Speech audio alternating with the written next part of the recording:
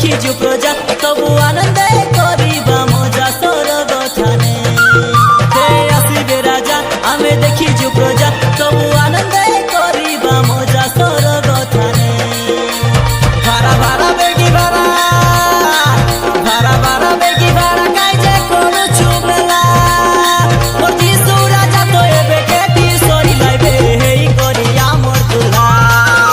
मोर दिसु राजा तो एबे केटी सरी लाइबे हेई करिया मोर दुल्हा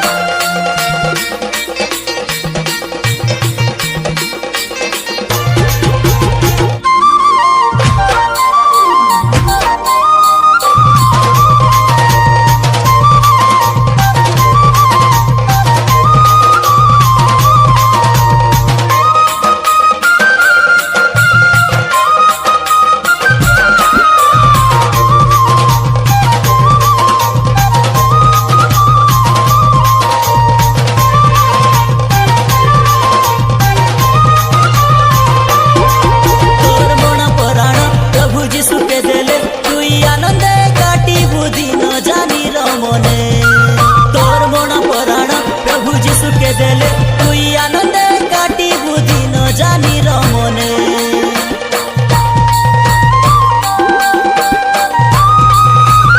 आती नहीं काई दुख आरी नहीं काई भूख तर्गे अनंत शांति पाई बुझी सुरथाने आती नहीं काई दुख आरी नहीं काई भूख तर्गे अनंत शांति पाई बुझी सुरथाने भारा भारा बेगी भारा भारा भारा बेगी भारा काजे कोन छुबेला मोर दिसु राजा तो एबे केटी सरी लाइबे हेई करिया मोर दुल्हा।